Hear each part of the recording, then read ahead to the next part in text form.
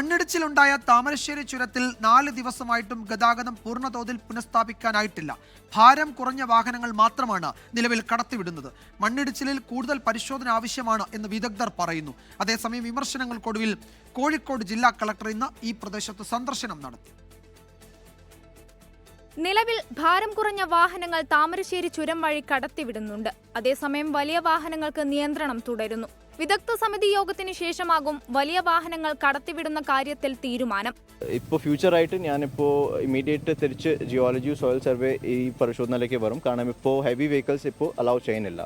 Heavy വെഹിക്കിൾസും buses ഇത് രണ്ട് ഇപ്പോൾ കൺസേൺ ആയിട്ട് ഞാൻ ഇപ്പോൾ നോക്കുന്നുണ്ട്. അതും നമുക്ക് അലൗ ചെയ്യാൻ വേണ്ടി ശ്രമിക്കാം. 4 ദിവസമായിട്ടും കളക്ടർ സ്ഥലത്തെത്തിയില്ലെന്ന വിമർശനത്തിനൊടുവിലാണ് ഇന്ന് കോഴിക്കോട് ജില്ലാ കളക്ടർ സ്നേഹിൽ കുമാർ സിംഗ് ചുരംപാതയിൽ സന്ദർശനം നടത്തിയത്. വിമർശനങ്ങൾക്ക് കളക്ടറുടെ മറുപടി ഇങ്ങനെ: കളക്ടർ നമ്മുടെ ജില്ലാ കളക്ടർ ഒരു പേരല്ല, ഒരു സിസ്റ്റമാണ്. സോ ഡെപ്യൂട്ടി കളക്ടർമാരുണ്ട്, തഹസിൽദാർമാരുണ്ട്, ഒരുപാട് ഉദ്യോഗസ്ഥനാണ്.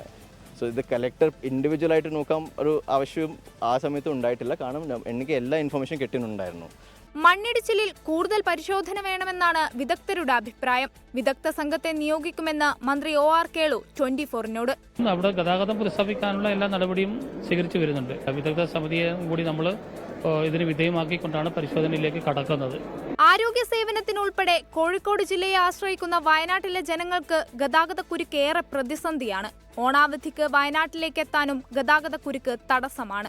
24 കോഴിക്കോട്. ലോകത്തെവിടെയായാലും ഏത് സമയത്തും 24 വാർത്തകളും ഓഗ്മെന്റഡ് റിയാലിറ്റി പാക്കേജുകളും എക്സ്പ്ലെയിനറുകളും വിശദമായി കാണാൻ ഞങ്ങളുടെ യൂട്യൂബ് ചാനൽ നിങ്ങൾക്ക് സബ്സ്ക്രൈബ് ചെയ്യാം.